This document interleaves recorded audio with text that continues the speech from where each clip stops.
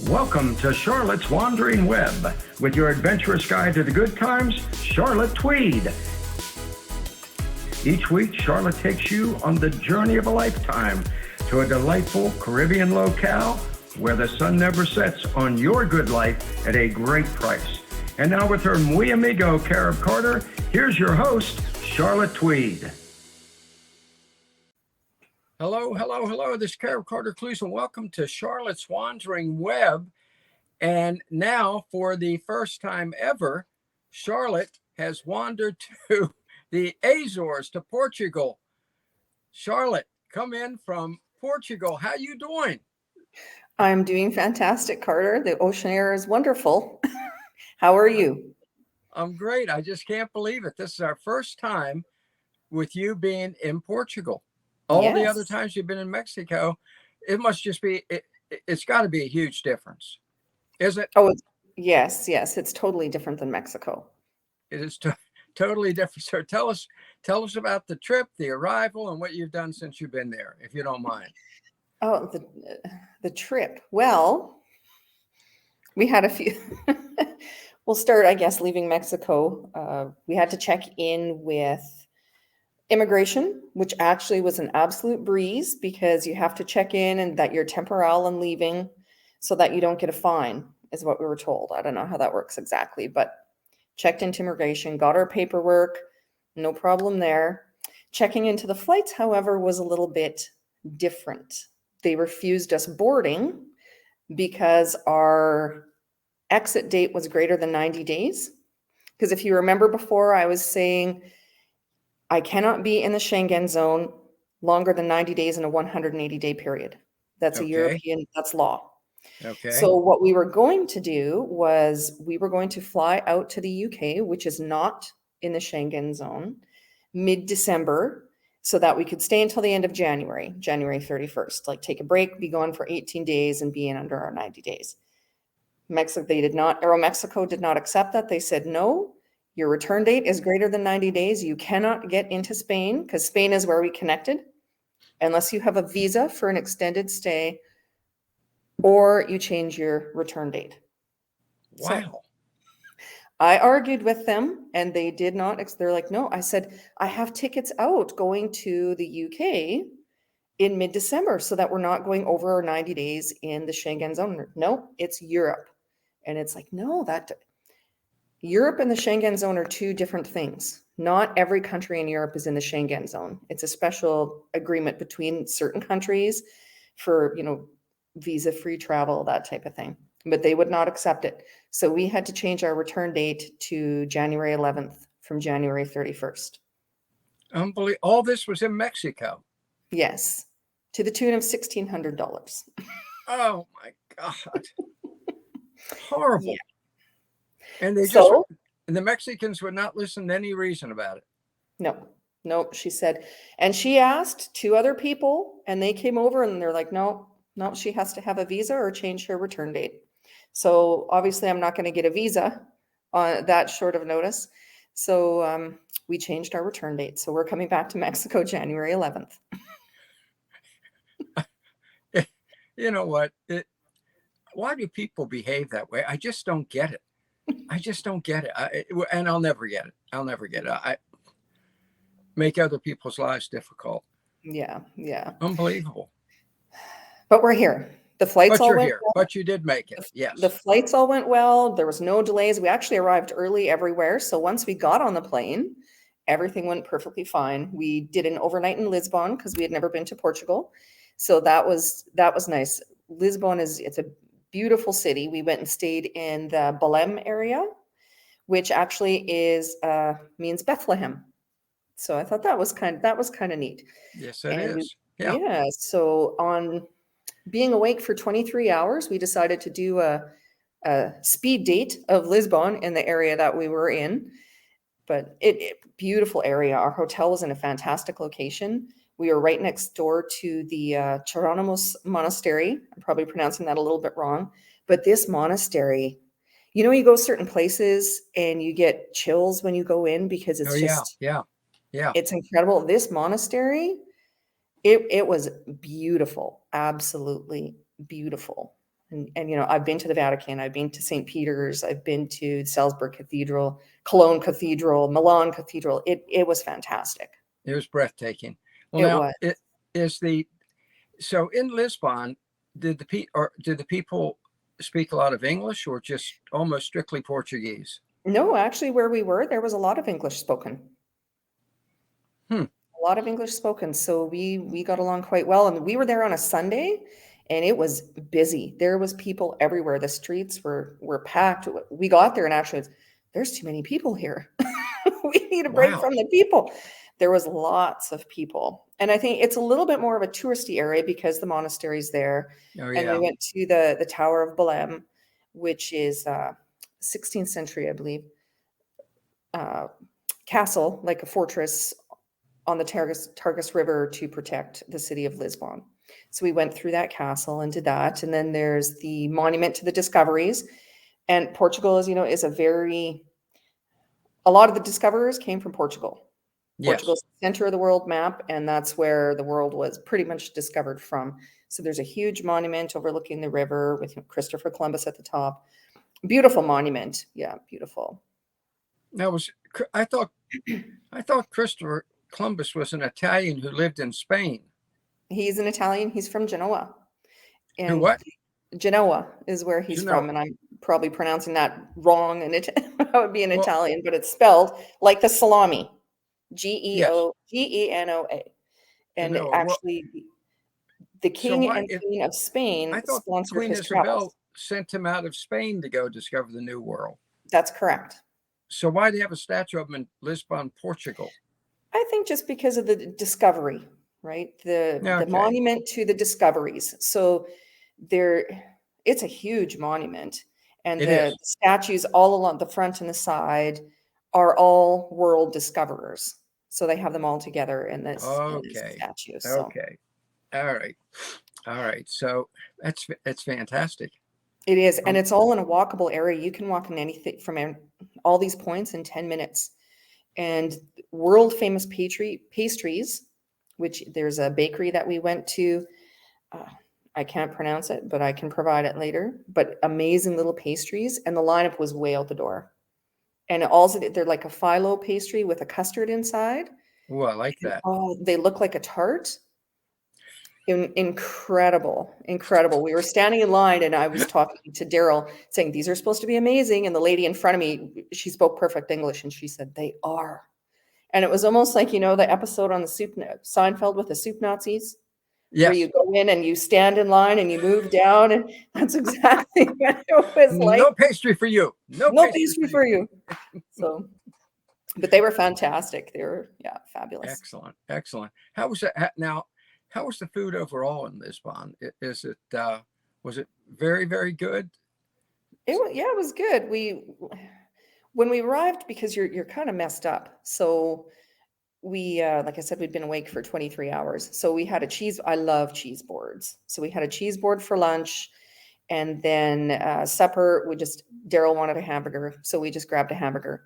But the breakfast at the hotel was fantastic. Like European breakfasts are a lot of the cold cuts, Yes. cheeses. There was smoked salmon with capers, eggs, delicious sausages, bacon, coffee. And someone happened to leave some of those beautiful little pastries on our table. And I think it was a mistake because nobody else had the pastries that I took, but they were in the little bags right from the bakery. So the poor people, they left them for us. Excellent. Yes, I love it. Well, you know, I lived in Spain for about 6 months or so, and the food was incredible. So I imagine it's pretty much the same in Portugal. I would think. A lot of seafood. Yeah.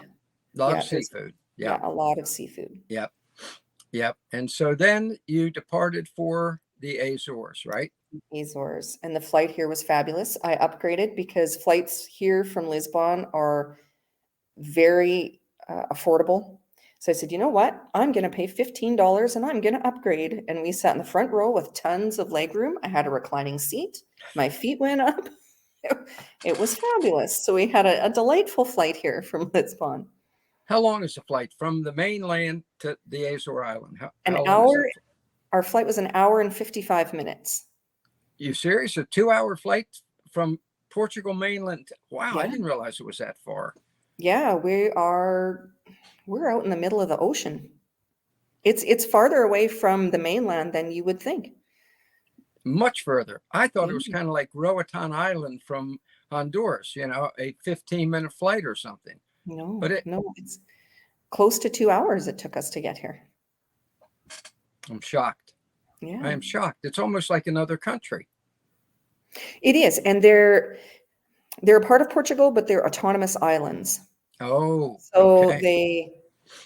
they have their own governance, but they are Portugal islands, but they're autonomous, if that makes sense. Fantastic. So you arrive there, and how long, once you down now, the airport is fairly near the gorgeous villa or whatever you call it that you're staying at for the next several months, right? Yes, On the same island. oh yes, the same. This is the largest island in the Azores, São Right. Miguel.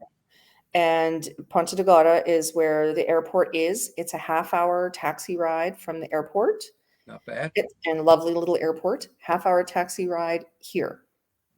And the Solar de Lalem, that's the name of the villa as it is now, is in the village of Maia, Maia, which is about 2,000 people. Nice. So Nice. yeah, so when you come here, you don't need a car. We've walked the village. It's like 5 minutes to the grocery store, a 5-minute walk to there's restaurants, there's cafes, and we've been exploring town. You can walk all along the ocean. We're really up on a cliff. So I mean the views, I could stand out and look at those ocean views all Really day. All day. gorgeous. Gorgeous. Beautiful. Yeah, and the room we have here also has an ocean view. We actually overlook the town and we can see the ocean. And I tell you it's the Atlantic Ocean that we're in and the Pacific Ocean. They're two totally different oceans. They really are. The waves, the power in this Atlantic Ocean, like the waves are just astounding. Gerd, who the former owners, they're still here. He said the Right. highest waves he's seen are 15 meters. Now that is, I had it 40, converted. is that a meter? Is a meter 3 feet? It's about, yeah, about 3 feet. About 3 feet, I think. Yeah. But I'm terrible with numbers. So that'd be Yeah. 45 feet high. Wow. Yeah. And it doesn't stop. Sometimes the tide goes out and the ocean kind of calms down or the tide comes in. It's all day.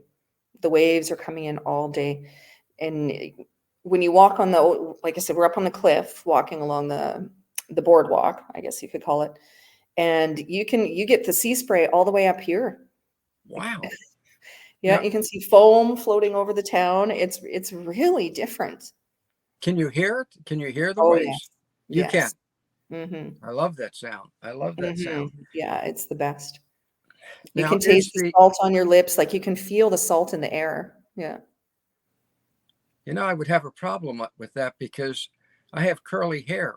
And when there's that So do much I. moisture in the air, I I've been walking along this. It's not bad, Carter. My hair actually doesn't mind it here. I would look like Little Orphan Annie or something if I were somewhere with that much moisture in the air. And it's windy. It's out by the ocean. It's windy. Yeah. So It's I'm surprised my fantastic. hair looks as good as it does. You look wonderful. Now, what about how is the village 2,000 people? Is it quaint? Would you describe it as quaint? Yeah, and it's quiet. It's a quiet village. The other day we went out yesterday and the streets were much busier and like I said, very quiet, very laid back. People are a little more like in Mexico and Central and South America, they're very, very friendly, very Right. upfront. I find here people are a little more reserved. They're friendly, but they're a little more reserved. Yeah. It's a different culture, right? And they're probably wondering, why are these people here right now? Because it's off season. Oh. Yeah. Do they look like you? I know They these are do. really stupid questions, but No, it's I don't even not. know if I've ever seen a Portuguese. Because, well, Portuguese women generally they have dark hair as well, and Oh, more they do. colored, yeah, and more olive colored skin. But which I noticed that more in Lisbon than out here. Lisbon was Okay. more, had the people that looked Portuguese. Out here, and maybe it's because this is a very popular place for Germans to come and stay. When we went for lunch yesterday, the girl waiting on us, who spoke perfect English, by the way, a lot of people here do speak English. Right. She asked, "Where are you from?" And I said, "Canada." And she's, "Oh, Canada. I thought you were from," I said, "America," because usually people always think we're American. And she's, no, Germany. She goes, "You look German." I'm like, "Well, Really? I do have German heritage." Well, So, there we go. so there we go. There So you everybody go. probably thinks, why are these two Germans walking around town now? Why are you here? So When they, well, now, but then the people who owned the villa before Mike and Joel bought it to turn it into a community and everything else, they're both from Germany, and I think they there. but they've lived there for about 27 years, right? Is that right? That is right. Yes, that's Yeah. right. Yeah. Are they still there? They are still here. They will be here till mid-November. So getting Very everything nice. organized. I mean, a move back to Germany, that's a stressful move. You know, Yeah. Yeah, I you would gotta imagine. you have to get your container, you have to pack up your stuff. You've been here 27 years. It's, it's Not a a good big event. It's not a good time for them moving back. They have no heat in Germany, and the Yeah. winter's coming. You ought to tell them you need to get a room here for the for the duration. Yeah. Yeah. So how's the villa? What's it like? I mean, the pictures I've seen are gorgeous, absolutely stunning. Yeah. Pictures never do places like this justice. Yeah, yeah, They don't. Like where I'm sitting now, this is the library. Um, has, there's a TV, there's books, there's coffee. It's it is so incredibly well maintained. It is beautiful, and the detail, all the antique furniture, the curtains, there's glass stained windows wow, everywhere. It the chandeliers, there's it is fantastic. And anybody who loves historical buildings or antiques, this place, they would be happy just to stay in here and walk around all day. And it's 3 levels. So we're staying on the top level. There's 2 levels of rooms, and then there's the main level, and then there's a basement. And in the basement, well, it's not really a basement, I guess, because you have garden level, so you walk outside. But that's where they have breakfast, and there's a bar, and there's a kitchen down there as well. There's pool tables, there's sitting areas, like it it's fabulous. Beautiful grounds. There's a pool house, there's a pool, which the pool now it's off season. They keep water in the pool because the islands are seismic, right? They're volcanic islands, oh, but they don't drain it over the winter, and it's a liner because they said because of the movement, the liner is better than if you had a more solid pool foundation. But this house, like the walls, I don't know if you ever toured the antebellum mansions in the yeah. South, New Orleans, or, and the walls are usually what, 3 feet thick for I think we like, can see over your shoulder. I think we can see how thick that wall, yeah, right at yeah, that window. Yeah. yeah. No, And when we're up in our bathroom, you can see there's the outside wall, and then the same thing, like it's this wide, the outside walls. This house is not incredible. going anywhere.